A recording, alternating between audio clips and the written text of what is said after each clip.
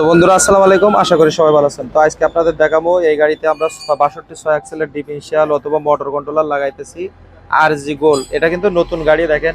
তো আসলে এটার কিন্তু এক্সেল ঘন ঘন ভাঙে, এটা কিন্তু 4 ব্যাটারির একটা গাড়ি। তো আসলে 4 ব্যাটারির গাড়ি আমাদের কাছে আসছে, আমার ভিডিও দেখে যে মাসুম ভাই আপনার কাছ থেকে নেবো হেভি মোটর কন্ট্রোলার অথবা 62 এক্সেলের ডিফারেনশিয়াল। তো আসলে আমরা কিন্তু এটা সেট করছি, এখন আমরা দেখাবো মোটর। ঠিক আছে, আসলে কোন ধরনের মোটর নেবেন আপনারা দেখেন। একটু মোটরটা খোলেন, দেখাই মোটর কন্ট্রোলার আসলে কিভাবে সেটিং করতে হয় ওটাও দেখাবো। এটার ভিতরে অপশন আছে অনেকগুলা। তো যারা 4 ব্যাটারি চালাবেন কিভাবে চালাবেন, অত 5 ব্যাটারি চালাবেন কিভাবে চালাবেন, ওটাও অপশন আমি আপনাদের দেখাইতেছি। একবার পুরো ভিডিওটা দেখবেন, দেখলে কিন্তু আপনারা বুঝতে পারবেন যে আসলে কিভাবে লাগাইতে হয়। কন্ট্রোলারটা একটু বাইর করে দেখো, এটা 2500 3000 ওয়াট। ঠিক আছে, 2500 3000 ওয়াট, এই সেম টু সেম মাল, আলাদা আলাদা তার। ঠিক আছে, দেখেন এরকম দেখে কিনবেন। এটা 72, ঠিক আছে, এটা 70 ম্যাগনেটের 72 ভোল্ট। এটা কিন্তু 70 ম্যাগনেট, যে লেখা আছে 70 ম্যাগনেট 72 ভোল্ট। তো আসলে এই কন্ট্রোলারও সেম লেখা। আসলে আপনারা দেখবেন, এটা দেখলে কি আপনারা শিখতে পারবেন অথবা বুঝতে পারবেন। দেখেন সেম লেখা, বা 2500 ওয়াট 3000 ওয়াট। ঠিক আছে, এটা 48 ভোল্ট। ঠিক আছে, 72 ভোল্টের একটা কন্ট্রোলার। তো যাই হোক, দেখাইতেছি। আর অনেকগুলো অপশন আছে, আসলে অপশনগুলো কিভাবে চালু করে লাইন দিতে হবে আমি ভিডিওতে আপনাদের দেখাবো। আর মোটরটা সেটিং করো, মোটর সেট করতেছে। আসলে আমরা মাপ মেজারমেন্ট ঠিক করে নিছি। আসলে আপনারা কিন্তু সেটিং মানে ঠিকভাবে মাপ নিয়ে নিয়ে দুই পাশে তারপর কিন্তু ওটা ট্র্যাকিং দেবেন, নাহলে পাখির এক সাইড ওই সাইড চাপাচাপি হয়ে গেলে জিনিসটা কিন্তু আপনার মনে করেন কি যে তখন এক সাইডে কম বেশি হয়ে যাবে, চাকা বাঁধার সম্ভাবনা থাকবে। আমাদের মিডিল পয়েন্টে নিয়ে এনেছে, এখন কিন্তু আমরা এটার মোটরটা ঢোকাবো।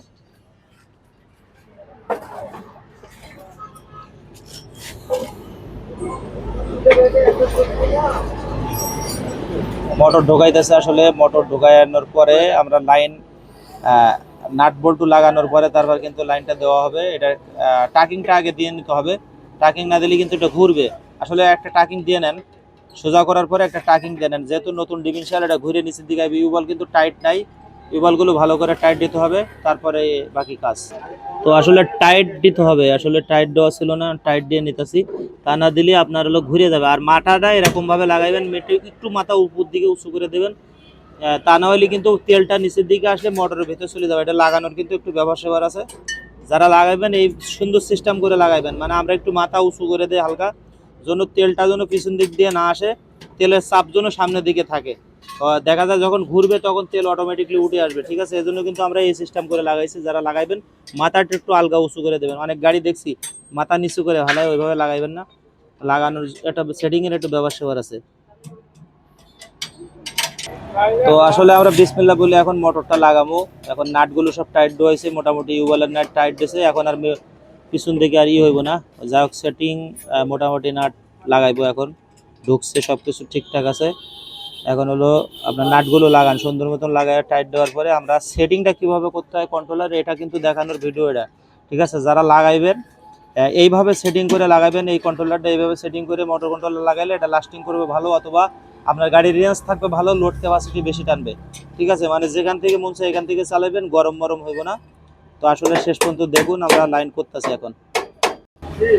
তো আসলে নাট কিন্তু পুরো শেষ অবস্থায় টাইট। ঠিক আছে, তো যাই হোক আমরা আপনাদের দেখাইতেছি। এখানে কিন্তু 5টা নাট থাকে, 5টা নাট কিন্তু আপনি লাগাইবেন। ঠিক আছে, নাট কম লাগাবেন না। আর এলিঙ্গি নাট হলে সব থেকে ভালো হয়। আসলে অরিজিনালে কিন্তু এলিঙ্গি থাকে, এলিঙ্গি নাট খুলতেও আরাম আছে, টাইট দিতেও আরাম আছে, স্লিপ কাটবে না। এলিঙ্গি নাটটা হলে স্লিপ কাটে না, এই জন্য এলিঙ্গি নাটটা ব্যবহার করবেন। আমরা সবসময় এলিঙ্গি নাট ব্যবহার করি। আর এই এলিঙ্গি নাট যদি কেউ নষ্ট হয়ে যায় অথবা হারাই যায়, না পাইলে কোথাও আমাদের কাছ থেকে নিতে পারবেন, আমাদের কাছে অ্যাভেলেবেল। এগুলো আমরা পাইকারি বিক্রি করে থাকি, অথবা যাদের 1-2 পিস সেট লাগবে তাও নিতে পারবেন, কম করে হইলেও নেওয়া যাবে, সমস্যা নেই। যাদের যেরকম লাগে আর কি, যে যেরকম লোক তার সেরকম দিতে পারব। নাট মাট সব টাইট দেওয়া শেষ। এখন আমরা কন্ট্রোল বক্সের লাইন দেবো। আসলে কন্ট্রোল বক্সের লাইন দিতে হবে, দেখাইতেছি যে আসলে কন্ট্রোল বক্স কিন্তু এখান থেকে আমরা নতুন কন্ট্রোলারটা লাগাবো। পুরান কন্ট্রোলার আগের দিকে কিন্তু চলে, কিন্তু এরা ওইভাবে চলতো না, যার কারণে এটা পাল্টাই ফেলাইতেছে। গাড়িটা হলো এই দাদার। ঠিক আছে, এই দাদার গাড়ি। ঠিক আছে, দাদা এখন একবারে কয়, দাদা কয় হইলে ভংসং মাল বাদ দিয়ে এখন আমার ভালো মাল লাগাই দেন, এজন্য এটাই লাগাই দিতেছি। ঠিক আছে না মাল, দাদার মাল। ঠিক আছে, তো যাই হোক দেখেন, আমরা আপনাদের দেখাইতেছি। দাদার গাড়িতে আগে হলো আপনার ডাইরেক্ট লাগানো ছিল, আমরা এখন ক্লিপ সিস্টেম করে দিতেছি। আসলে ক্লিপ করে দিলে খুলতে ফিলতে একটু সুবিধা হবে, ঝামেলা হইব না, এজন্য কি আর আমরা করে দিতেছি। তো আসলে লাইন আমরা কিন্তু লাল কালো লাইন অলরেডি দিয়ে ফেলাইতেছে। যা হোক ওনার ক্লিপ ছিল না, আমরা ক্লিপ লাগাইতে গিয়ে একটু লেট হইলো। তো যা ক্লিপ গুলো লাগায় কানেক্টর বোর্ডের সাথে লাইন কিন্তু অলরেডি দিতে আছে।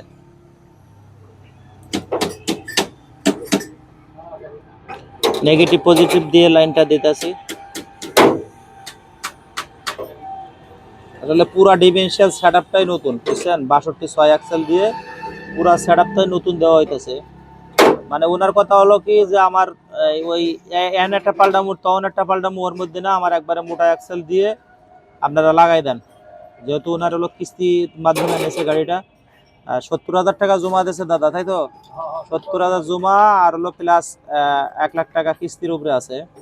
যাই হোক এই জন্য ওনাকে ভালো মাল দিতে হবে, উনি যেন কিস্তিটা ঠিকঠাকভাবে শোধ করতে পারে। যাই হোক, তো এগুলো গাড়ি কিনতে গেলে 1 গাদা টাকা লাগে। সবাই হলো আপনার আসলে টাকা তো কিস্তি মিস্তি দিয়েই চালার লাগে। তো আমাদের এখন হলো সেটিং করবে হলো সিনিয়র মিস্ত্রি নাকি আব্দুল্লাহ, পরিচিত নাম আর কি আব্দুল্লাহ। আমার কাজটা কি জানবে?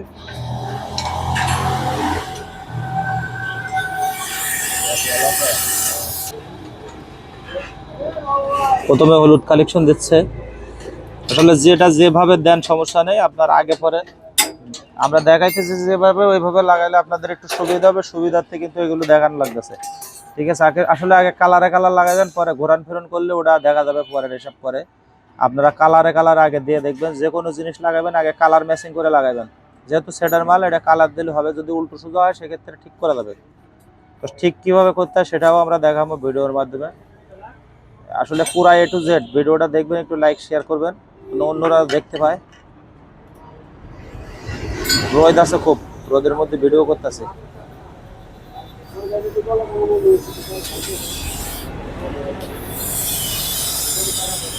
অলরেডি 3টা মেন কানেকশনের লাইন দেওয়া হয়েছে, এখন আছে হলো আপনার ছোট ছোট যে তারগুলো, অপশন যেগুলো রয়েছে ওইগুলা, ঠিক আছে? তো আমরা খুব সুন্দর করে আপনাদের দেখাইতেছি অথবা বুঝাবো। পিকআপের লাইনটা লাগাবো এখন।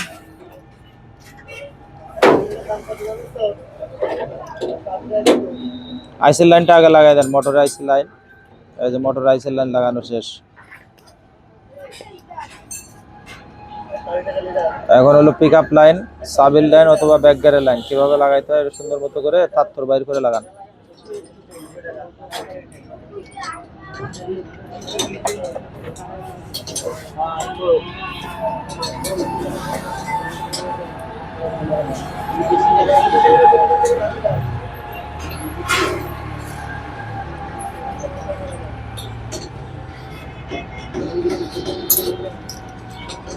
এখন পিকআপের লাইনটা লাগান সুন্দর মতো।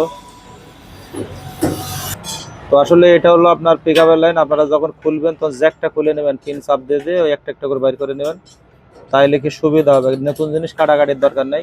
আর আমরা নতুন জিনিস সেটিং করার সময় কাটাকাটি করি না, কাটাকাটি মোটে পছন্দ হয় না।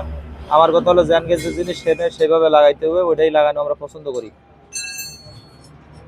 এই জন্য আমাদের সবাই ওইভাবে লাগায়, নতুন জিনিস কাটাকাটি সিস্টেম। যদি ভাই ইনকেস একটা জিনিস এত টাকা দাম প্রবলেম বেড়ায়, তাহলে কোম্পানির জিনিস কোম্পানিতে বলতে পারবেন যে আসলে আমরা লাগাইতে গিয়ে এটা প্রবলেম পাইছি, আপনারা এটা দেখবেন, ঠিক আছে?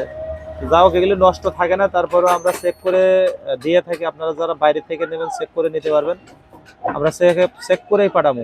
বিভিন্ন জেলা আমরা চেক করে পাঠাই। তো আসলে পিকআপের লাইন কিন্তু অলরেডি 2টা দেওয়া হয়ে গেছে, লাল কালো, এখন হলো নীল কালারেরটা আছে।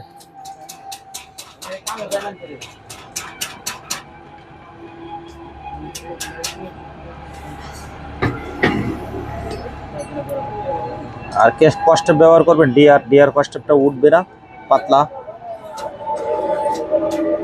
অনেক ভালো মানের কস্টেপ, ঠিক আছে? যেহেতু আমরা নিজে কাজ করি, যারা নিজেরা কাজ করবেন ডিআর কস্টেপটা ভালো হয় আর কি, কস্টেপ গুলো ভালো, এটা হলো আপনার উঠবে না।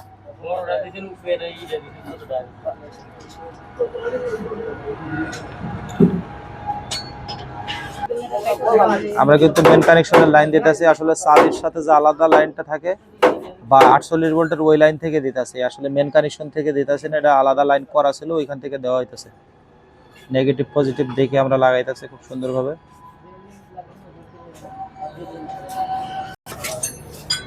কালোটা কালোতে লাগাইতেছি, আগে লাল লাগাইছি এখন কালো।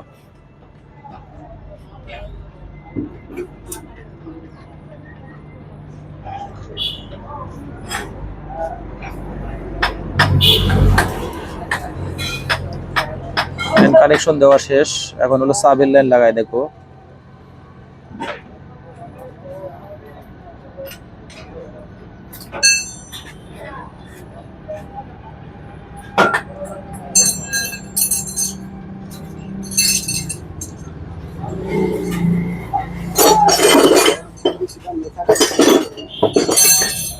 এখন সাবের লাইন লাগানো হইতাছে সুন্দর করে। এই যে সাবের লাইন কিন্তু অলরেডি লাগাইছি আমরা। সাবের লাইন লাগানো শেষ, এখন কস্টেপ মারতে হবে। তো আসলে সাবের লাইনটা লাগানোর সময় আপনারা একটু চ্যাপটা করে দিলে মাথাটা লুজ মুজ পাইবো না। অনেক সময় সাবির থেকে লুজ কালেকশন পাইলে গাড়ি ঝাঁকিয়ে দিবে অথবা পিক আপ ছাড়িয়ে দিবে, নানান ঝামেলা। এই জন্য সবসময় চেষ্টা করবেন যে এটা চাপ দিয়ে চ্যাপটা করে দেওয়ার, ভিতর দিয়ে ঢুকায়া একটা সিস্টেম আছে, ওই সিস্টেমে লাগাইতে হবে।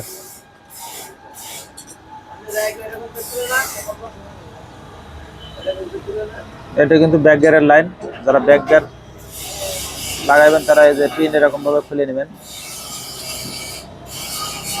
তবে মোটামুটি লাইন পিক আপের দেওয়া হয়েছে, মোটর আইসির লাইন দেওয়া হয়েছে, প্লাস মোটরের কয়েলের লাইন যেটা আসে মোটামুটি তার ওটা দেওয়া হয়েছে, পিক আপের লাইন দেওয়া শেষ। এখন হলো আপনার দিতে হবে ব্যাক গিয়ারের লাইন। এখান থেকে ব্যাক গিয়ারের লাল কালো লাইন দেওয়া হবে। আর যদি কেউ হলো আপনার ইয়ের লাইনটা দিতে চান সমস্যা নেই, এখান থেকে ব্যাক ধরনের লাইনও দেওয়া যায়, অপশন আছে, ঠিক আছে।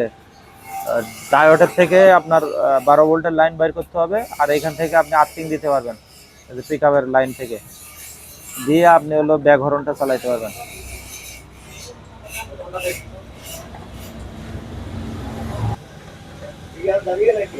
ব্যাক গিয়ারের লাইন শেষ লাগানো, এখন হলো আপনার গিয়ারের 3 গিয়ারের যে লাইনটা আছে ওটা লাগান, ঠিক আছে। যে 3 গিয়ারের লাইনটা কিন্তু অন অপশন চালু করে দিতেছে। আর দ্বিতীয় কোনো লাইন এই 4 ব্যাটারি তো যেহেতু এখানে আর হলো আপনার লাগান লাগতেছে না, উনি পরে 5 ব্যাটারি যখন উঠাইবো তখন আবার আমার কাছে থেকে উঠাইবো, এই জন্য ওনার লাইনগুলো আমরা বাকি রাখতেছি, ওনার বাকি লাইন পরে দেওয়া হবে।